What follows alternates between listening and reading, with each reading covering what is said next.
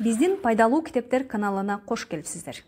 Жакын адамдарыңыз ийгиликтүү болушун кааласаңыз, бөлүшүп, лайк басууну унутпаңыз.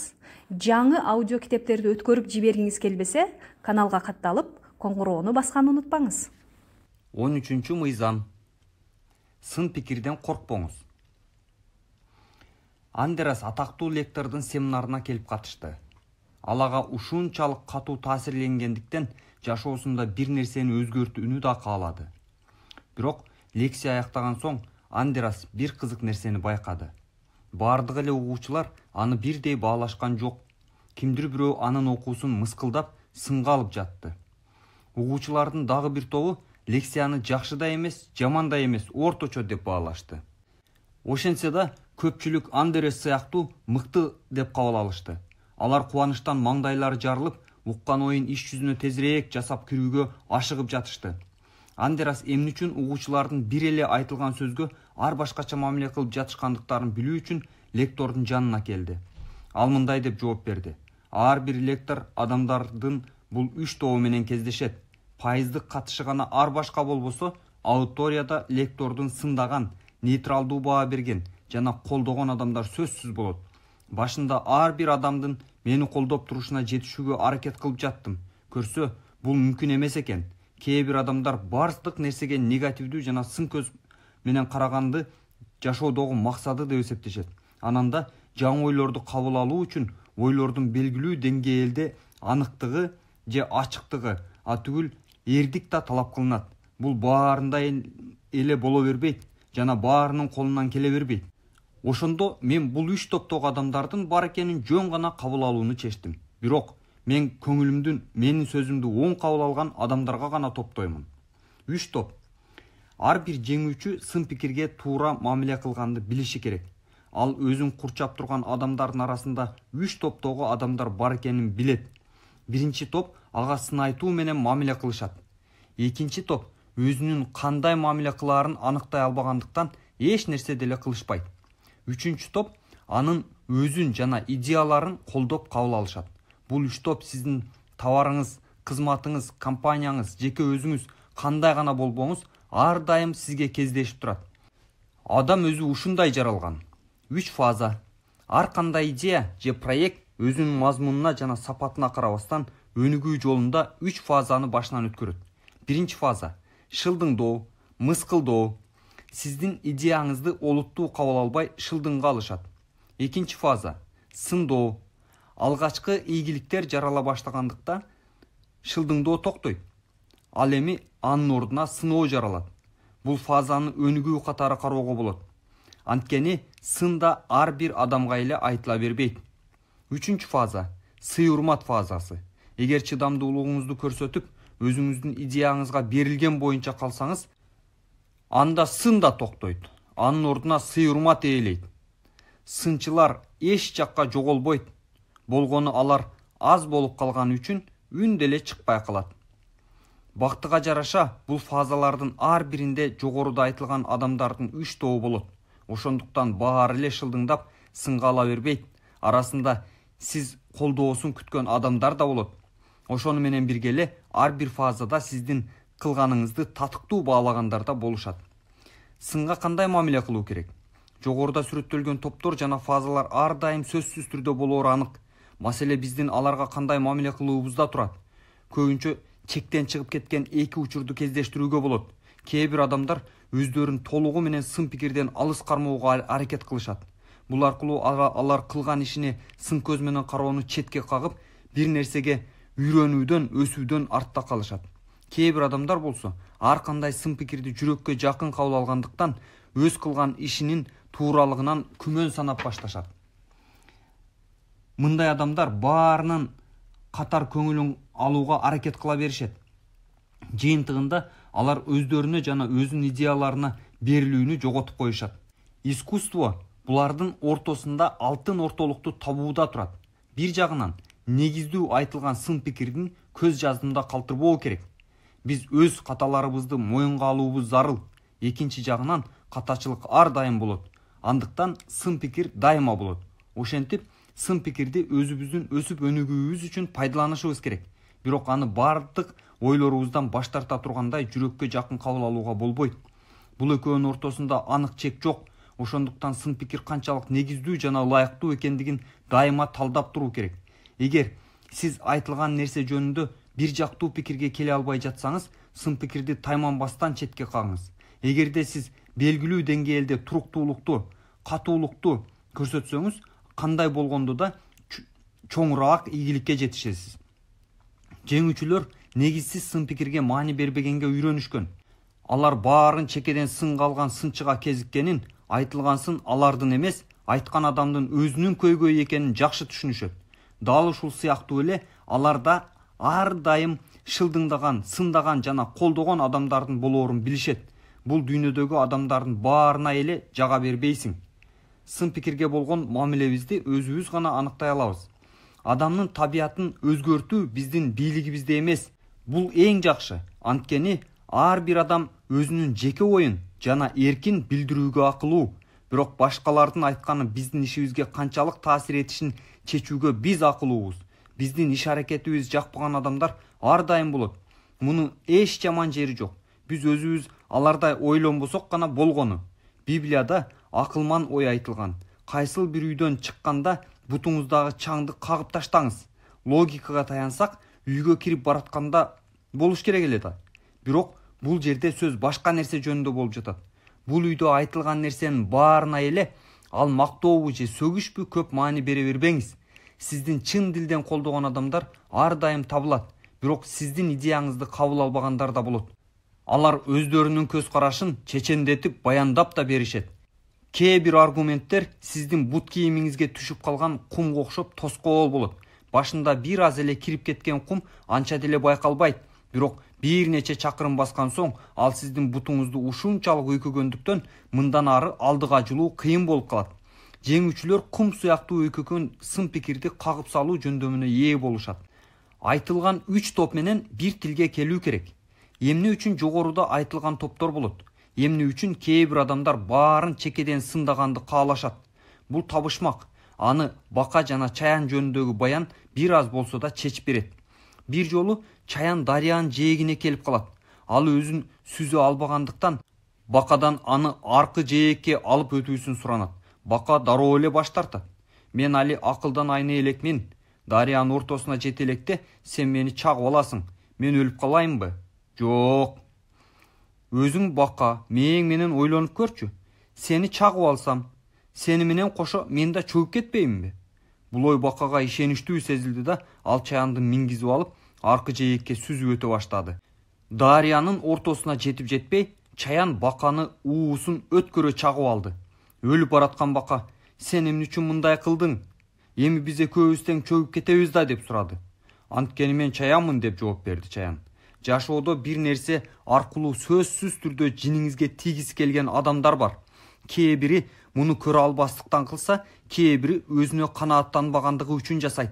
Албетте алар мен бул адамды көрө албаймын, ошондуктан ага жалаа жаап жатам деп ачык айтпайт. Көрө албастар өздөрүнүн сөздөрүн олуттуу сын пикир калыбына ороп коет. Кээ бир адамдар бардык нерсеге негативдүү терс мамиле жасаганды жашоосунун бүт маңызы катары эсептешет. Аларга көңүл буруунун кереги жок. Алар бардык нерсени кара түскө боеп коюуну каалашат. Балким сиз өзүңүзгө суроо салган чыгарсыз. Эмне үчүн кээ бир адамдар дайыма калп сүйлөшөт? Жооп жөнөкөй гана. Анткени алар калпчылар. Ууру уурдайт, калпычы калп айтат. Нигилис баарын четке кагат. Шылдыңчыл баарын үстүнөн күлөт. Сын пикирден алыс болуунун бир гана жолу бар. Эч нерсе кылбай коюу. Бул нерсе жардам берет. Бирок биз өзүнүн жашоосун башкаларды сындоо менен кооздогон сынчыларга ылайыкташып, алардын таасирине кирбешибиз керек. Сын пикир канчалык адилеттүү экенин сиз гана чече аласыз. Мындай болгон соң, эч кандай сын пикир жеңүүчүнүн өзүнөн кетире албайт. Сындоо да, шылдыңдоо да, өз алдынча алганда жамандыгы жок экендигин алар билишет. Биздин аларга болгон жеке мамилебиз гана мааниге ээ. Эгерде сизди кимдир бирөө Марстан келген жашыл адамдардын армиясын жашуун жол башчысы деп күнөөлөсө, бул сиздин күлкүңүздү келтирет. Кармаган позициябызга ишенимибиз болбогондо гана сын пикир бизге катуу тиерин өзүбүз сезебиз. сындоо жана четке кагуу ар бир адамдын жашоосунда болот, бирок ар бир адам ага ар башка мамиле кылат. Бул алардын ишине, фирмасына, бирге иштеген адамдарга жасаган мамилесине жараша болот. Бирок негизги фактор бул өзүңө болгон мамиле. Адилетсиз сындоо бизге катуу тийбейт. Өзүбүздү өзүбүз гана капа кыла алабыз. Сиз эмне сүйлөп жана жасап жатканыңыз мааниге эмес, сиз аны кантип жасап жатканыңыз маанилүү. Бир нерсени жасоого болгон кандайдыр бир даярдыгын ар бир адам көрсөтө алат, бирок даяр болуунун өзү эле көп нерсени чече албайт. Эгер сиз өз ишиңизге анча жакшы мамиле жасабасаңыз, анда сын пикирди өтө тез кабыл алып каласыз. Ар кандай жол болбостук сизди жолдон адаштырып кете берет. Жеңүүчүлөрдүн өзгөчө бир сапаты бар. Алардын өз ишине берилгендиги өтө эле жогору. Алар окууга жөндөмдүү, эмгекти сүйүшөт жана аракетчил. Жеңүүчүлөр максатына жетүү үчүн бардык нерсени жасаганга даяр. Алардын ишине кылган мындай мамилеси ийгилик болбогон айрым учурларда деминин өчпөй жанышына өбөлгө болот. Мындай сезимди өзүбүздө өнүктүрүүгө болот. Максатка жетүү үчүн себептер канчалык көп болсо, бул сезим ошончолук күч алат. Мындай учурда башкалардын эмне айтканы анча деле мааниге ээ болбой калат. Башкалардын сөздөрүнө караганда өзүбүздүн максатыбыз бир топ маанилүү орунга чыгып калат. Эмнеге көңүл топтошту биз өзүбүз чечебиз. Адамдын кабыл алуусу тандалма, бактылуу жана ийгиликтүү жашоонун ачкычы сиздин өзүңүздүн жана идеяларыңызды колдогон адамдарга көңүл бурууда турат. Оң маанайга ээ болгон окуялардын эсебин түзүңүз. Өзүңүздүн ийгиликтериңизди жазыңыз. Бул сизге аларды узакка эстеп жүрүүгө жардам берет. Адам өзүнүн жолу болбогон учурлардын канчалык аз эстесе, ошончолук ийгилиги көп болорун түшүнөсүз. Жолу жоктордун сүйлөшүүлөрү алар башынан өткөргөн кырсыктар, жеңилүүлөр, жагымсыз шарттар туурасында болот. Жеңүүчүлөр жакынкы күндөрү эмнени жакшы жасаганы жөнүндө сүйлөшөт. Кимдир бирөө жолу болбогон учурду көп эстеп, жаман ойлорду көп ойлойт. Ал эми жеңүүчүлөр ийгилик жөнүндө көп ойлошот. Кимдир бирөөнү сын пикир жолунан адаштырат. Ал эми башка бирөөлөр жөнү жок сын сөздү бут кийимине кирип кеткен кумду каккандай кагып ташташат. Маселе ким туура же туура эмес кылгандыгында эмес, кимиси өзүн бактылуураак сезгенде. Эгер бул топтордун мүчөлөрүн узагыраак убакытка байкап турсак, жооп өзүнөн өзү эле белгилүү болот. Практикалык көнүгүүлөр. Бүгүн мен өзүмдө сын пикирге болгон туура мамилени тарбиялай баштайм. Ал үчүн мага төмөнкүлөр керек. Биринчи, бүгүнкү күндөн баштап ийгиликтеримди жазуу түрүндө белгилей баштайм. Мени эмне жасай алганымды гана эмес, эмне себептен жасай алганым да кызыктырат. Экинчи, ар кандай негизсиз сын сөздү мен өзүмдөн чаң күйгөндөй күйүп салам. Мен жасаган нерсенин баарын четке кага турган адамдардын бар экендигин мен түшүнөм. Мен алардын ою мага каршы чыгуу деп кабыл албайм. Үчүнчү, билем, адамдарды өзгөртүү менин колумдан келбейт. Ошондуктан мен өзүм таасир эте ала турган нерселерге көңүл топтойм. Башкача айтканда, ишимдин сапатын жана ага болгон мамилемди жакшыртам. Төртүнчү, бүгүнкү күндөн баштап максаттуу түрдө ийгилик жөнүндө айтышкан адамдар менен гана сүйлөшөм. Мен бар жерде терс тажрыйбалар жөнүндө сөз баштап эле калса, четке чыгып кетем. Өзүм дагы оң нерселер жөнүндө гана сүйлөймүн. Көңүлүмдү негативдүү нерселерге буруу бул отоо чөптү сугаргандай эле нерсе экендигин билем. 14-чү мыйзам. Өз ишиңизди 110% аткарыңыз. Болгариянын оор атлетика боюнча чемпионуна бир журналист мындай суроо берип калат. Эгер машыгуу учурунда штангыны 10 жолу көтөрүш керек болсо, сиз үчүн кайсынысы эң маанилүү? Чемпион 11-чиси деп жооп берет. Бир нерсени 100% аткаруу үчүн сиздин эң жакшы деген жыйынтыгыңызда жетишээрлик мыкты эмес экендигин түшүнүү керек. Эгер сиз азыр китепти жылдыра туруп, полдон денени көтөрүү көнүгүүсүн жасасаңыз, канча ирет жасай аласыз?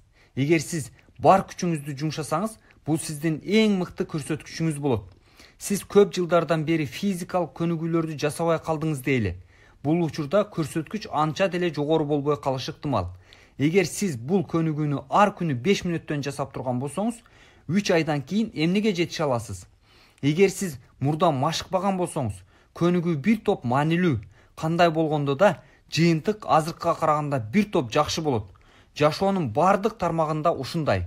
Анткени жашоонун бардык тармагында биз үчүн өнүгүүгө мүмкүнчүлүк бар.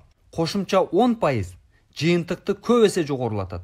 3 ай бою күнүнө 3 жолу 5 мүнөттөн сиз полдон денеңизди көтөрүү көнүгүүсүн жасап жатасыз дейли.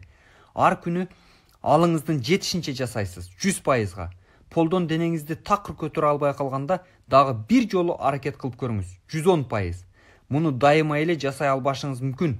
Кээде аракеттин жарымы гана ишке ашып калышы ыктымал. Бирок эң натыйжалуу өсүү такыр күчүн калбай калганда да жасап көргөн кошумча аракетте экендигинде ар бир спортчу билет.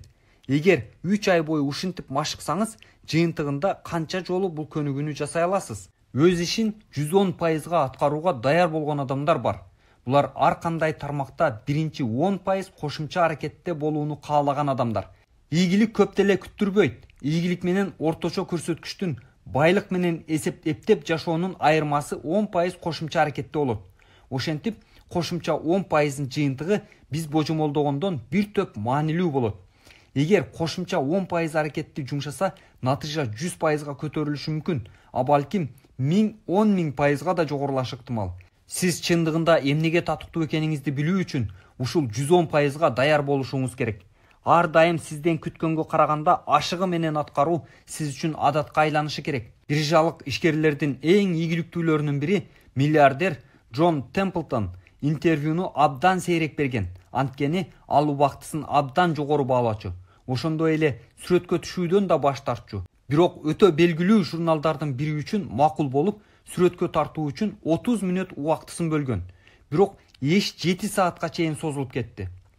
Темплтондон эмне үчүн фотографты токтотуп койгон жоксуз деп сурашканда, ал мен чынында эле съемкага көп убакыт кетиргим келген эмес, бирок бул жигит ишине абдан берилип, сүйүп, 110%га аткарып жаткан үчүн ага тоскоол болгум келбеди деп жооп берген.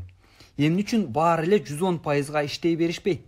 Эмне үчүн кээ бир адамдар өз мүмкүнчүлүктөрүнүн 50-80%ын гана, ал эми башкалары 110%ын колдонушат? Жооп таң каларлык жөнөкөй.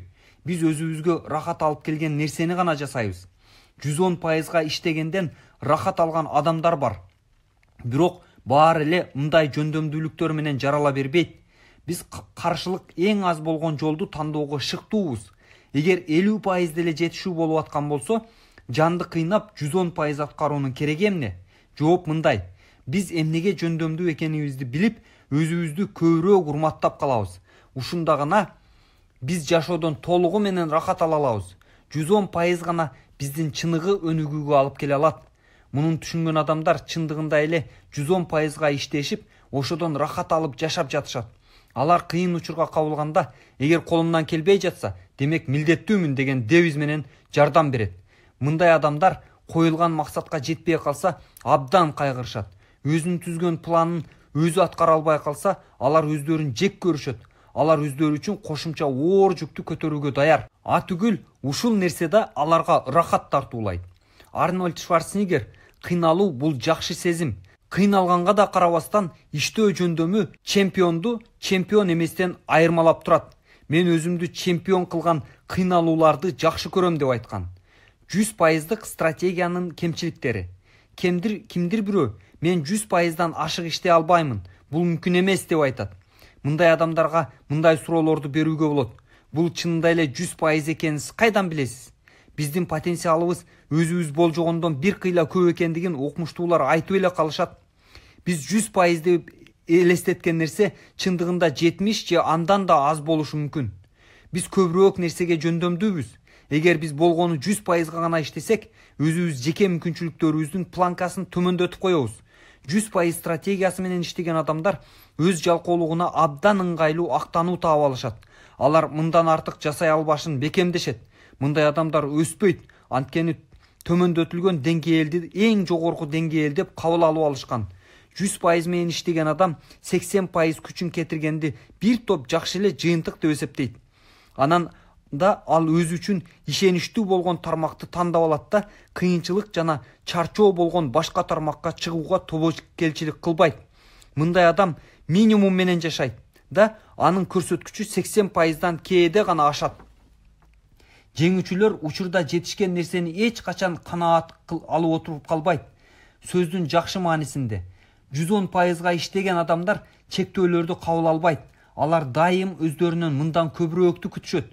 жеңүүчүлөр азыркы турушуна карап эмес, келечекте ким болооруна карап өздөрүнүн мүмкүнчүлүктөрүнө ишенишет жана өздөрүн баалашат. 100% бул жетиштүү көрсөткүч эмес экендигин алар билишет. Анткени адамдар бул учурда өзүнүн орнотуп алган чектөөлөрдүн гана чегинде жашап, өнүгүү мүмкүнчүлүгүнө ээ болбой калат. 110% адам жөндөмдүү болгон эң мыкты жыйынтыкка жетишине жардам бере алат. Эгер мен бул ишти чындап жасап көрсөм, эски акылга сыйбаган шылтоо бар. Чындабай атам да. Эгер мен бул ишти чындап баштасам, мынтип айткан адам өзүнүн өзү сооротуу менен алек болот. Чындыгында 110%га иштөө анын колунан келбейт. Анткени мындай стратегия бир жолку иш аракет эмес. Бул жашоо образы, адат. Бул өзүнчө эле бир философия. Бул теориялык ойлонуу эмес, бар болуунун бир түрү. 110% принципи менен жашаган адамды сиз бир эле жолукканда билесиз. Жеңүүчүнүн чөйрөсүндө отурганыңызды дароо эле сезесиз. Бул дүйнөдөгү бардык улуу иштер ушундай адамдар аркылуу ишке ашкан. Кимге 110%га иштөө өтө эле көптүк кылса, ал ийгиликке жете албайт. Ал эми ийгиликке альтернатива жок. Ийгилик бул жашообуздун эң маанилүү 5 тармагынын бири. Башка тармактарды ден соолук, мамиле, финансы жана эмоция эч нерсе менен алмаштырууга мүмкүн болбогондой эле, ийгиликти да эч нерсе менен алмаштырууга болбойт. Ийгиликтин даамы таттуу, бирок ал үчүн кошумча 10% талап кылынат. 110% эрежеси жашооңуздун бардык тармагында колдонууга болот. Анда сиздин жашооңуз шедеврге айланат. Практикалык көнүгүүлөр. Мен бүгүн 110%га иштөө жөндөмдүүлүгүмдү өнүктүрө баштайм. Ал үчүн мен төмөндөгүлөрдү жасоом керек. Бүгүн жашоомдун жок дегенде бир бөлүгүндө 110%га иш аткарам. Экинчи, бүгүн мен өзүм үчүн эч кандай чектерди жана чектөөлөрдү кабыл албаймын. 100% бул менин мүмкүнчүлүктөрүм үчүн жалган элестөө. Мен колумдан келгенин баарын жасайм. Эгер кыла албасам, демек мен милдеттүүмүн. Үчүнчү, мен азыркы учурдагы өзүм жөнүндөгү элестөөлөр чындыкка туура келбегендиктен, мен алардын келечектеги мен жөнүндөгү элестөөлөр менен алмаштырам. Мен кандай болгум келгенин кагаз бетине жазып, азыр эле ошондой болууну элестетип, ошого жараша өзүмдү алып жүрөм. Төртүнчү, 110% эрежеси менен жашаган адамдар өз ишинде тез-тез тыныгуу жасап турушу керек. Ошондуктан мен жан дилим менен берилип эмгектенемин, бирок дем алуу үчүн да убакыт бөлөмүн. Биздин пайдалуу китептер каналына кош келипсиздер. Жакын адамдарыңыз ийгиликтүү болушун кааласаңыз, бөлүшүп, лайк басууну унутпаңыз. Жаңы аудио китептерди өткөрүп жибергиңиз келбесе, каналга катталып, коңгуроону басканды унутпаңыз. 15 мыйзам. Көйгөйлөрдү өсүү үчүн түрткү катары пайдаланыңыз. Күндөрдүн биринде кыз суу жээгинде өзүнүн моряк досу менен сейилдеп жүрүп калды. Анын жашоосунда болгон көйгөйү жүрөгүнө тынчтык бербей, кыжаалат болуп жүргөн эле. Моряк андан: "Кандай деп ойлойсуң? Эгерде мен жээктен сууга секирип жиберсем, чөгүп кетемби?" Кыз таштарга урунуп жаткан муздак толкундарга карап: "Албетте чөгүп кетесиң" деп жооп берди. "Ушу күнгө чейин сууга түшкөндөн чөгүп кеткен бир да адамды көрө элекмин", каршы чыкты моряк. "Мен эгерде суудан чыгып кете албасам гана чөгүп кетишим мүмкүн. Анда сага катуу суу көтүп, ооруканага жатып каласың." Кыз өз оюн бербеди. "Эгер мен сууда көп жүрүп калсам, ошондой болушум мүмкүн. Мен сууга көп эле жолу түштүм. Башында коркуп жүрдүм, бирок кийин суудан тез чыгып кетсем, эч кандай коркунуч болбосун түшүндүм. Көйгөйлөр менен дал ушундай. Ойлонуп кыжаалат болгонун ордуна аларды кантип чечүүнүн жолун изде." Көпчүлүк көйгөйлөр жөнүндө муну айтууга болот. Чыныгы көйгөй сиз учурап калган кыйын кырдаал эмес, сиздин ошол нерсеге жасаган мамилеңизде. Эң чоң коркунуч көйгөй менен илээшип келген көңүл калууда. Эгерде биз бүткүл оюбузду жана сезимдерибизди арнабасак, көйгөй өзү бизге анча деле чоң таасир эте албайт. Бизден сыртта эмне болуп жатканын жана ага жасаган биздин мамилебиздин ортосунда айкын айырмачылыкты караш керек. Биз бардык окуяга таасир эте албайбыз. Кээ бир учурларда сууга жыгылып турууга туура келет. Жашоодогу көңүл калуудан качып кутулбайбыз, бирок биз өзүбүздү кыжаалат болгон убактыбызды кыскарта алабыз. Эгер кандайдыр бир көйгөйгө кабылып, 3 жума бою өзүбүзгө келе албай кыйналсак, бул убакытты 3 күнгө, андан кийин 3 саатка, кийинчерээк 3 мүнөткө кыскартууга болот. Жеңүүчүлөр өздөрүндө мындай жөндөмдүүлүктү калыптандырышкан. Бул тагдырдын оор соккулары, мисалы жашоо үчүн коркунучтуу болгон оору, эске албаганда бардык көйгөйлөргө тиешелүү. Көйгөйлөр баарында болот. Бирок көпчүлүк адамдар буга абдан узак убакыт кыжаалат болуп, ойлонсо жеңүүчүнүн көңүл калуусу узакка созулбайт. Анан ал терс эмоциянын баарын оң энергияга айландырып салат. Көп өтпөй эле кайра активдүү иштеп, көйгөйдү чечүүгө киришет. Жеңүүчүлөрдү көйгөйгө катылган мүмкүнчүлүктөр кызыктырат. Көйгөйлөр биздин эмоцияларыбызды бийлеп алары менен биз иш аракетке болгон жөндөмүбүздү жоготобуз. Бирок кырдаалдын кожоюну көйгөйлөр эмес, биз өзүбүз экенибизди эстен чыгарбоо зарыл. Биз көңүлүбүздү көйгөйгө эмес, аны чечүүгө бураарыбыз менен ал биздин үстүбүздөн болгон эмоционалдык бийлигин жоготот. Көйгөй пайда болоору менен биз ага өз энергиябыздын 10%-на жетпеген гана бөлүгүн жумшап, калган 90%-ын аны чечүүгө арнашыбыз керек. Жеңүүчүлөрдүн көйгөйгө болгон мамилеси. Эмне үчүн жеңүүчүлөр көйгөйлөрдү башкача чечишет? Алар бул үчүн күчтү кайдан алышат? Чечүүчү фактор бул алардын көйгөйгө болгон мамилеси. Жеңүүчүнүн мамилеси төмөнкү 3 өзгөчөлүккө ээ. Биринчи, жеңүүчүлөр эч бир көйгөйдү чечилбей турган маселе деп эсептешпейт. Алар баарын өзгөртүүгө боло турганына ишенишет. Ушундан улам көйгөйдү чечүүнүн жолдорун издөөгө күч пайда болот. Ушул эле учурда көйгөйдүн чечилбей турганына ишенген адамдар шылкыйып, тагдырына моюн сунуп отуруп калышат. Экинчи, жеңүүчүлөр бир көйгөйдүн жашоосун башка тармагына таасир этишине жол беришпейт. Эгер жашооңуздун кайсы бир тармагында көйгөй болуп жатса, бул бүт жашоо бекер кетти дегенди билдирбейт. Көйгөйдүн маанисин ашыра чоңойтуп караган адамдар жашоого кубанууну токтотуп, эми эч нерсе мааниге ээ эмес деп калышат. Жыйынтыгында алар өзүнүн жеке баалуулугун сезбей калат да, жашоосун башкара албай калышат. Үчүнчү, жеңүүчүлөр көйгөйдүн пайда болуу себептерин өздөрүнүн жеке сапаттарынан улам деп эсептешпейт. Алар көйгөйдөн чакырыкты жана өсүү үчүн жаңы шансты гана көрүшөт. Эгер көйгөйдү сизди кемсинтип аткандай кабыл алсаңыз, анда сиз жардамсызсыз. Жеңүүчүлөр өздөрүндө көйгөйгө болгон мамилелерди калыптандырган. Көйгөй биздин аларга кандай мамиле кылганыбызда, көп учурда биз аларды өтө эле олуттуу кабыл алып алабыз да, бул биздин өсүшүбүз үчүн дагы бир мүмкүнчүлүк экенин унутуп коебуз. Көйгөйдүн чечилиши жөнүндө ойлонуп жатканыбызда ал кадимки эле маселеге айланат. Ал эми маселени чечүү аркылуу биз өнүгөбүз, бекемдейбиз, күчтүү болобуз. Ар кандай маселеде өзүнүн жообу бар. Биз өзүбүзгө керектүү жоопторду табуу үчүн көйгөйлөрдү издешибиз керек. Көйгөйлөр биздин таасир этүү чөйрөбүздү кеңейтүүгө мүмкүндүк берет. Көйгөй пайда болгон учурда биз өзүбүздү ыңгайлуу ордубуздан, зона комфортта чыгышыбыз керек. Эң маанилүү нерселер дал ушинтип жаралат. Эгер биз өз жашообуздун маңызын өсүп өнүгүүдөн көрсөк, өнүгүү үчүн мүмкүнчүлүктү көйгөйлөр гана берет. Эгер сиз баягыңыз келсе, сизге көйгөйлөрдүн узун тизмеси керек. Бүт энергияңызды алардан качып кутулууга жумшасаңыз болот. Бирок бул мүмкүн эмес. Бүт энергияңызды аларды ийгиликтүү чечүүгө арнасаңыз да болот. Жалаң жөнөкөй кырдаалда иштөөгө аракет кылбаңыз.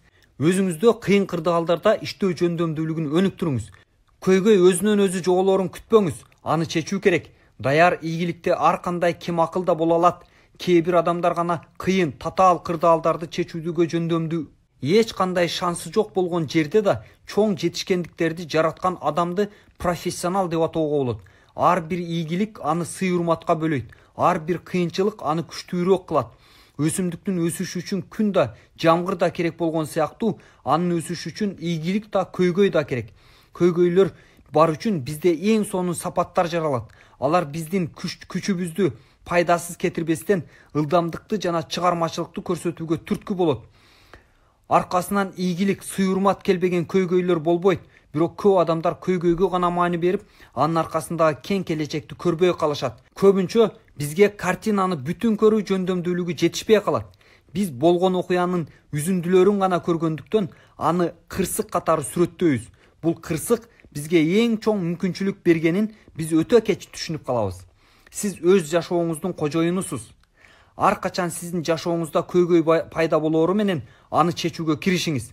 Өзүңүздү аяганга жана кыжаалат болгонго бекер убактыңызды кетирбеңиз. Бул эч кимге жардам бербейт. Энергияны пайдасыз жоготуу болуп эсептелет. Өзүңүздү жардамсыз калган курмандык катары элестетпеңиз.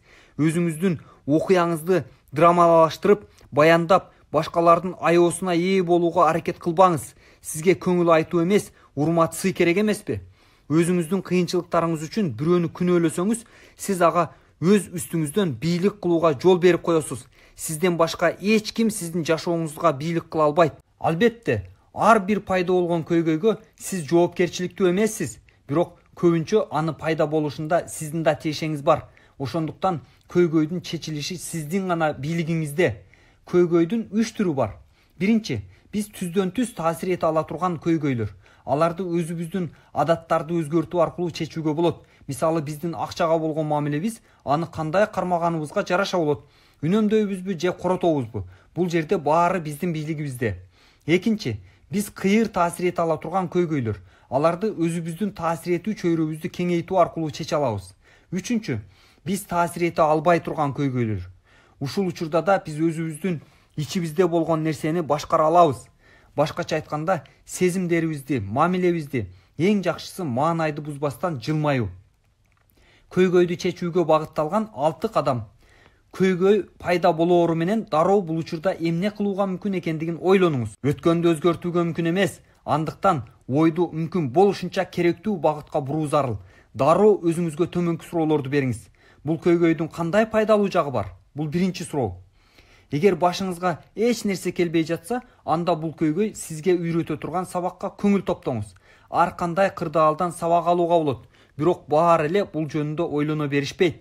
Экинчи, мен жашоомдогу кайсы кемчиликтер бул көйгөйдүн пайда болушуна алып келди? Бул суроо сиздин жардамсыз калган курмандык ролунан арылууга жол берет. Балким көйгөй башка адамдын кийлигишүүсүнөн жаралгандыр. Бирок муну түшүнүү сизге эч кандай жардам бербейт. Мындай көйгөйлөрдүн кийин пайда болбошу үчүн кандай кылууну ойлонуу сиздин бийлигиңизде. Ушул нерсе бир топ пайдалуу. Үчүнчү, мындай кырдаалга кийин түшпөш үчүн эмне кылууга даярмын? Эң ылайыктуусу көйгөйдү жок кылуу болуп саналат. Мындай көйгөй мындан ары кайталанбай турган кылыш керек. Өзүбүздүн жүрүм-турумду, адаттарды өзгөртүү менен эле көптөгөн көйгөйлөрдү жок кылууга болот. Төртүнчү, кандай чечимдер бар? Компетенттүү адамдарга кеңеш сурап кайрылыңыз. Көйгөйдү айтып жатканда эң маанилүүсү менен гана чектелиңиз. Сизге көңүл айтуу эмес, кеңеш керек. Эгерде сиз бирөөнүн түшүнүүсүнө жетишүү үчүн көйгөйүңүздү айтып жаткан болсоңуз, бул отоо чөптү сугарган менен барабар. Бешинчи, кайсы чечим эң жакшы? Жоопту өткөн күндөн издебеңиз. Аны эми өзгөртүүгө болбойт. Өзүңө өзүң ачуулануу дагы жакшы жол эмес. Жакшысы келечекке карап көйгөйдү чечүүгө көңүл топтоңуз. Алтынчы, көйгөйдүн чечилиши мага кантип ырахат тартуулай алат? Өз көйгөйлөрдүн жүгү менен жабыркап турганда адам жакшыраак боло баштайт. Көйгөйдү чечкенден кийин гана бактылуу болууга мүмкүн деген адам бактылуу боло албайт. Жашоо көбүнчө көйгөйлөрдүн үзгүлтүксүз чынжырынан турат. Мындай болгону жакшы. Көйгөйлөрүңүзгө карабастан күлүп, кубанып турганыңызды көрүп, башкалар сизди кенебес, сезими жок деп айтышы мүмкүн. Бирок бул болгону көрө албастык гана. Кээде бир эле көйгөйлөр кайра-кайра кайталана берет. Эмне үчүн мунун баары мени менен болуп жатат? Кээде жашоо бизге муну менен сабак үйрөтүп жаткандай сезилет. Жетишээрлик өздөштүрмөйүнчө бул сабакты кайра-кайра ала беребиз. Ажырашыңыз, иш ордуңузду же жашаган жериңизди өзгөртүңүз. Бирок сабак ошол боюнча кала берет. Андыктан аны толугу менен карап чыгыңыз. Жашоодон дайыма качып жашоого мүмкүн эмес. Сиз Японияга көчүп кеткенде да бул көйгөй кайталана берет. Болгону япончо түрдө. Анткени бир жакка кетип жатып, сиз өзүңүздү эски ордуңа калтырбайсыз да. Башында биринчи коңгуроо кагылат. Эгер сиз аны көзгө илбесеңиз, ал көп күттүрбөй кайра кайталанат. Жашоо бизди жазалабайт, ал бизди тарбиялайт. Ар бир нерсенин өз мааниси бар. Кээде ал дароо эле байкалбайт. Эгер азыркы болуп жаткан окуялардын көшөгөсүн көтөрүп көрсө, бизге эмне жетишпей жаткандыгын байкоого болот. Балким тилектештик чындыгында эле маанилүү иштерге багыт алуу, өз балдарыңыздын жана башкалардын алдындагы жоопкерчилик, ички тынчтык, көйгөйдүн чыныгы маанисин түшүнгөндө гана мындан аркы сабактардын биз үчүн кереги жок болот. Анткени менен көп көйгөйлөрдүн себепчиси биз өзүбүз болуп калабыз. Бизде ашыкча акча пайда болоору менен автоунаанын жакшыларын, үйдүн чоңураагын сатып алабыз. Мунун айынан жаңы көйгөйлөр жаралат. Анан дагы биз ичибизден коркуп жүргөн көйгөйлөрдү өзүбүзгө тартып алабыз. Биздин ойлор биз туш болгон шарттарды жаратат. Албетте жашоо сөзсүз түрдө эле кыйынчылыктарды алып келе бербейт, бирок мезгил менен ушундай болуп турат. Себеби бул жашоонун өзгөртүүнүн эң башкы түрткүсү. Биз кыйынчылыкка кабылмайынча баары мурдагы боюнча кала берет. Кыйынчылыкты сезерибиз менен дароо ылайыктуу аракеттерди жасай баштайбыз. Сыноолор адамды курчтарына баарыбыз макул келебиз. Бирок мүмкүнчүлүк болгондо биз өзүбүздү анча чарчатпаган ыңгайлуу кыйынчылыктарды тандамакпыз. Биз өзүбүз каалаган адам болуш үчүн жасаш керек болгон нерселерди көп учурда жасагыбыз келбейт. Сыноолор жана көйгөйлөр өзүнүн аныктамасы боюнча ыңгайлуу боло алышпайт. Мындай болгону туура, анткени жогорулатылган талаптар коюлганда гана биз өсөбүз. Биздин жашообуз эч качан жөнөкөй болбойт. Бирок ар кандай кыйынчылыктарды оңой чечүүнү үйрөнүү үчүн окуп, өнүгө алабыз. Сиздерде сунуштаган көйгөйлөрдү чечүүнүн ыкмалары бул оңой жашоонун эмес, кызыктуу жашоонун рецепти. Көп адамдар жашоосунда эч кандай көйгөй жок болгондо гана бактылуу боло алам деп эсептешет. Жеңүүчүлөр көйгөйлөр дайыма болорун билишет. Адам канчалык чоң ийгиликке жетишсе, анын ошончолук көйгөйлөрү көп болот. Ошондуктан жеңүүчүлөр көйгөйлөрдү сүйүүнү үйрөнүшөт. Алар көйгөйлөрдүн көптүгүнө карабастан, балким алардын бар болгону үчүн бактылуу. Алар эгер маселе чечилсе, анда башка жаңысын, дагы татаалыраагын издеп жөнөш керек деген принцип менен жашашат. Практикалык көнүгүүлөр. Бүгүн мен көйгөйлөрдү чечүү жөндөмдүүлүгүмдү жакшыртуунун аракетин баштайм. Бул үчүн мен төмөндөгүлөрдү жасашым керек. Биринчи, көйгөй пайда болоору менен дароо аны чечип жок кылууга көңүл топтоп, аны чечүүнүн 6 кадамын окуп чыгам. Экинчи, мен мындай маселеге кабылып жаткан биринчи адам эмес экендигимди түшүнөм. Ушуга окшош кырдаалда ийгиликке жеткен адамдардын мисалын таап, алардан сабак алам. Үчүнчү, эң негизги маселе менин көйгөйлөргө болгон мамилемде экендигимди түшүндүрөт. Ошондуктан өзүмө дайыма менин көйгөйүмдө кандай пайдалуу нерсе бар деген суроону берип турам. Төртүнчү, көйгөйлөр менин өсүшүмө, өнүгүшүмө шарт түзөрүн билем. Ошондуктан алардан качпайм. Ар качан бир маселени чечкенден кийин мен өзүм үчүн жаңы сыноолорду издейм. Көйгөйлөрдү чечүү мен үчүн өзүнчө спорт. 16-чы мыйзам. Өзүңүзгө өзүңүз башкаруучу да, баш ийүүчү да болуңуз. Ральф сезону менен иш кылган адам болчу. Иш жакшы болуп турган учурда ал бир нече убакытка аракет кылуунун кереметин көрсөтө береле. Иш ордунан жылбай туруп калганда ал дээрлик эч нерсе кылбастан жакшы учур келерин күтүп отуруп калчу. Эгер Ральф ушундай иштесе, эч нерсеге жетишпестигин анын насаатчысы билген. Жаш жигиттин өзүнүн талантын жок кылып жаткандыгын көрүп туруу ал үчүн кыйын болду. Кезектеги жолугушуусунда кофе ичип отуруп, насаатчысы Ральфка сабак берип коюуну чечти. Ал азыр эле кофе даярдаган кофе кайнаткычты алды да ичиндегисин полго төгө баштады. Ральф кыйкырып жиберди. Ал насаатчысын ойго батып, чыны коюуну унутуп калды деп ойлоду. Бирок тиги өз ишин уланта берди. Кофенин чачырандысы бардык жакка чачылды. Ральф эч нерсеге түшүнбөстөн полго төгүлгөн кофенин көпчүлүгүнө карап турду. Насаатчы өзүнүн жасаганын түшүндүрүп берди.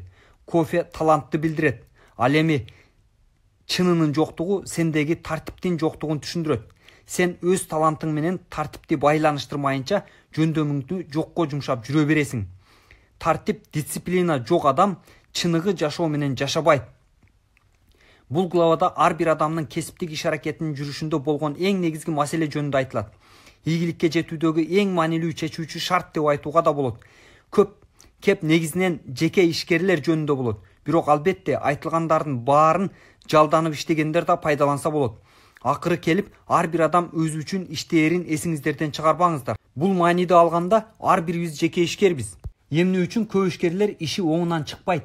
Көп адамдар кыялдарын ишке ашыруу үчүн жеке ишкер болушат.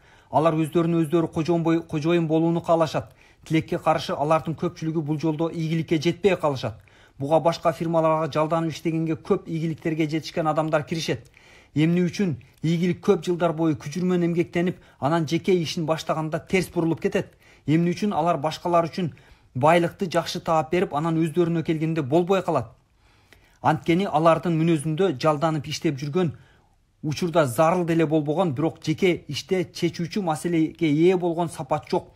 Убакыттын өтүшү менен аларда жеке ишти баштаганда айкын көрүнүп калган адаттар калыптанып калган.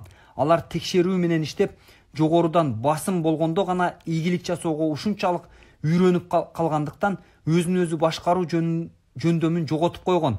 Ушул эле нерсе иш ордунан жогорулап капыстан эле чоң эркиндикти сезе баштаган адамдарга да тиешелүү. Көпчүлүк адамдар сырттан текшерүүгө жана мажбурлоого көнүп калгандыктан өз ишин баштаганга батын алышпайт. Алар үчүн кимдир бирөө түрткүлөп турганда иштөө жеңилирээк. Ийгилик менен ийгиликсиздик биздин адаттарга түздөн түз байланышкан. Эгер биз шарттар өзгөрүшүн кааласак, эски зыяндуу адаттарды жаңы, бизге ийгилик алып келе турган адаттар менен алмаштыруубуз керек. Чечүүчү айырма мааниси деле жоктой сезилет. Маселе мында турат. Биз майда айырмачылыктарды баалабайбыз. Эгер биз күнүмдүк, жумалык, атүгүл, айлык пландарыбыз бир аз гана толугу менен аткара албай калсак, эч нерсе деле болбочудай сезилет. 10 сааттын ордуна 9 саат иштегенибиз же пландагы 7,5 миң сом пайданын ордуна болгону 6,300 сом пайда тапканыбыз акыркы жыйынтыкка кандай таасирин тийгизет? Бул деле жаман көрсөткүч эмес да. Түшкү тамактануудан 1 саат кармалып калсак эмне болмок эле? Же 5 иш жолугушуусунун ордуна 4-өн эле өткөрүп койсок, же жумушка 9:00 эмес 9:30 келсек, сиз ушул кылгандын баары менен сиздин кирешеңиздин өлчөмүнүн ортосундагы түз байланышты байкабай атасыз. Тилекке каршы мындай байланыш бар. Эгер өз ишиңиздин бир нече жылын анализдеп көрсөңүз, бул байланыш абдан күчтүү экени билинет. Дал ушул азыркы учурда алектенип аткан ишиңиздин 110% аткарууга чоң мааниге ээ. Бул иш азыркы учурда сиз үчүн эң башкысы. Сиз ийгиликке жетесизби же ийгиликсиз болуп калып кетесизби? Өзүңүзгө болгон ишеним бекемделеби же бошоңдойбу? Дал ушул иштен көз каранды. Сиздин жүрүм турумуңуз сиздин жашооңуздун көз каранды же бай болушуна түздөн түз таасирин тийгизет. Дал ушул жерден орточо адам менен жеңүүчүнүн ортосундагы чек байкалат. Башында бул эки адамдын жашоосунун сызыктарынын ажырымы анча деле билинбейт. Бирок бир нече жылдан кийин бул жолдор такыр эки башка болуп калат. Биринчиси уламдан улам ийгилик жарата берет. Экинчиси айласыздан кыйынчылыкка моюн сунуп шылкыйып калат. Өзүнүн тартипке салуу биз ойлогондон да бир топ чоң мааниге ээ. Анда эркиндик кандай болот? Кээ бир адамдар эркиндигим чектейт деген шылтоо менен тартипти четке кагышат. Бирок эркиндик деген эмне? Бул сөз көп мааниге ээ. Төмөнкү аныктама эркиндик менен тартипти жакшыраак билүүгө жардам берет. Эркиндик бул өзүң каалаган нерсени жасагандык же жасабай коюу мүмкүндүгү гана эмес, ал өзүңө койгон максатка жетүү үчүн өзүңдү өзүң тартипке салуу. Эгер өзүң үчүн пландаштырылган нерселерди өзүң кыла албасаң, анда анын эмнеси эркиндик? Бул учурда сен эркин адам эмес, өзүңдү жаман адаттарыңдын кулусуң. Мындай адам жөн олтуруп, өзүн күнөөлүү сезбей туруп план да түзө албайт. Анын аткара албашын алдын ала билет. Өзүнүн жеке ниеттерин ишке ашыра албаган адамды байкап көрүңүзчү. Алар өздөрүнө канааттанбайт. Алар өздөрүн өздөрү жек көрүп, башкалар да аларды жек көрүп жаткандай сезилет. Эгер мындай адамдар өздөрүн эркинмин дешсе, анда бул болгону жалган сөз. Байлыкка жол. Адамдардын арасында кантип бай болуу жөнүндөгү туура эмес элестетүүлөр бар. Мисалы, көпчүлүгү бай болуу үчүн өзгөчө жөндөмдөр керек деп ойлошот. Бул учурда алар жөндөмдүүлүктүн жетишпестиги эң сонун актануу экендигин эстеринен чыгарып коюшат. Эгер талант жок болсо, жан кыйнап, аракеттенип эмне кереги бар? Башкалары 110% иштегенге даяр, бирок иш чынында эле ошого татыктуу болсо гана. Бул улуу иштерге татыктуу болуш керек. Ал эми ал үчүн азыр жан үрөп иштеш керек. Эгер баардык ийгиликтүү адамдарды бириктирип турган жалпы сапаты жөнүндө айта турган болсок, бул алардын азыркы учурда алек болуп жаткан ишин жан дил менен эң мыкты аткаргандыгында. Ийгиликке экстраординардуу өзгөчө иштер алып келбейт. Аны күнүмдүк кайталанмай иштер жаратат. Эгер сиз байыгыңыз келсе, өтө татаал болгон иштерди жасоону кереги жок. Адаттагы эле иштерди өтө мыкты аткаруу керек. Ийгиликтин сыры бизге берилгенден көбүрөөк ишти аткарууга мажбур кылган тартипти өзүбүздө тарбиялоо. Ошондо биз өзүбүзгө рахат тартуулаган көбүрөөк иш аткара алабыз. Сиз пландаштырган иштериңиздин бардыгын аткара алууга өзүңүздү ишендирүү жолун табыңыз. Күнүмдүк майда барат тирикчиликтен ийгиликсиз болгон адам өзүнө болгон ишенимин жоготот. Өзүңдө тартипти кантип тарбиялоого болот? Бул үчүн темирде эрк керек. Мында чечүүчү ролду биздин максаттар ойнойт. Эгер адамдын максаты жок болсо, анда ага дисциплинанын кереги деле жок. Максаты канчалык конкреттүү болсо, планды аткаруунун мазмуну ошончолук тезирээк пайда болот. Максаттарыбызды канчалык айкын элестете алсак, өзүбүздү тартипке салуу үчүн ошончолук аз күч талап кылынат. Бул учурда эмоция менен каалоо темирдей тартипке айланат. Албетте, өзүңүзгө өзүңүз кандайдыр бир тапшырмаларды берип, аны аткарып турууга туура келет. Бул кантип болот? Болгону өзүңүзгө өзүңүз башкаруучу да, баш ийүүчү да болуңуз. Жеке ишкер болгон күндө да ар бир ишти жалданып аткандай болуп, жогоруда сизди бирөө текшерип жаткандай болуп аткарыңыз. Мында сиз оюңузда эки ролду аткарышыңыз керек. Шефтин жана кызматкердин. Шефтин ролунда өнүгүүнү, өсүүнүн жолдорун иштеп чыгып, ал эми кызматкердин ролунда аны иш жүзүнө тартып менен аткарышыңыз зарыл. Өзүңүзгө бир маселени коюп жаткан учурда аны аткарганыңызга толугу менен ишенишиңиз керек. Өзүңүзгө катуу мамилени иштеп чыгыңыз. Кыйынчылыктарга шылтоолоп, актанууларды издебеңиз. Сиздин ичиңиздеги башкаруучу сиз көп жылдан бери топтоп жүргөн, натыйжа алып келбеген адаттарыңыз менен күрөшөт. Өзүңүзгө өзүңүз чынчыл болуңуз. Эгер сиз бир эле адам болуп туруп, эки ролду, башчы менен кызматкердин ролун аткарып жаткан болсоңуз, баарынан мурда өзүңүздү өзүңүз алдоо адатын ташташыңыз керек. Эгер сиз жөн гана кыялданып, өзүңүздү ар кандай баяндар менен жооткотуп, аларды ишке ашыруу үчүн эч кандай аракет жасабасаңыз, анда сиз өзүңүздү өзүңүз алдайсыз. Алектенгендик менен натыйжалуу иш кылууну алмаштыруу абдан оңой. Биз күнү бою колубуз бошобостон иш кылышыбыз мүмкүн. Маселе эмне менен алек болгонубузда. Мындай коркунучтан алыс болуп, өзүбүздү өзүбүз алдабаш үчүн сиз башкаруучу катары ар кечте өзүңүзгө суроо беришиңиз керек. Мен бүгүнкү натыйжалуу иштерим кайсы болду? Киреше алып келе турган кайсы ишти жасадым жана конкреттүү эмнеге жетиштим? Бул суроого жооп берүү сиздин кечээ 6 ай мурда 5 жыл илгери эмне жасагандыгыңыздын мааниге эмес, эртеге 3 жумадан кийин шарт жакшыраак болгондо эмне кыла тургандыгыңыздын да кереги жок. Эмне себептен бүгүн планыңызды аткара албай калганыңыз да мааниге эмес. Бир гана шарт маанилүү. Бүгүн өзүңүз түзгөн планды кармандыңызбы? Конкреттүү эмне иш кылдыңыз? Сиздин кирешеңиз максаттуу иш аракеттерден гана көз каранды. Жазуу түрүндөгү эсеп. Баардык иш аракеттериңиздерде сиз өзүңүзгө өзүңүз чынчыл болушуңуз керек. Эң көп өзүбүзгө берген убадалар бузулат. Эгер сиз баарын пландаштырып жана текшерүү сиздин оюңузда гана жүрсө, ашыгы менен кылгандай сезим жарала берет. Эгер сиз өзүңүзгө бүгүнкү күн эсебинен эмне аткарылды деген суроону берсеңиз, сиздин ынсабыңыз чынчыл жооп бербейт. Ал берген жооптор өзүңүздү алдоо жана актануудан турат. Биздин табиятыбыз ушундай. Өзүңүздү өзүңүз алдоодон качуунун бир гана жолу бар. Сиз өзүңүздүн иш аракетиңиздин жана жетишкен жыйынтыгыңыздын эсебин жазуу түрдө жүргүзүңүз. Жазбасаңыз, акылыңызда бардык нерсе өзүңүз каалагандай түшүндүрүлүп алышыңыз мүмкүн. Ал эми кагаз аябайт. Сиз же бир нерсе жасадыңыз, же эч нерсе жасабадыңыз. Эсеп жүргүзүңүз. Цифраларды гана жазыңыз. Бул жерде шылтоолорго жана актанууларга орун болбойт. Сандар менен талашууга болбойт. План же аткарылды, же аткарылган жок. Жеңүүчүлөр өзүн өзү текшербей такыр иштей алышпайт. Эгер бүгүн эмне кылганыңды билбесең, эртеңки кантип план түзүүгө болот? Эгер өзүңдү башкара албасаң, башкаларды кантип башкарасың? Кетирген эмгектин, убакыттын жана акыркы жыйынтыктын катнашын билбей туруп, кантип кирешенин көбөйгөнүн билүүгө болот? Или кантип кирешени көбөйтүүнү билүүгө болот?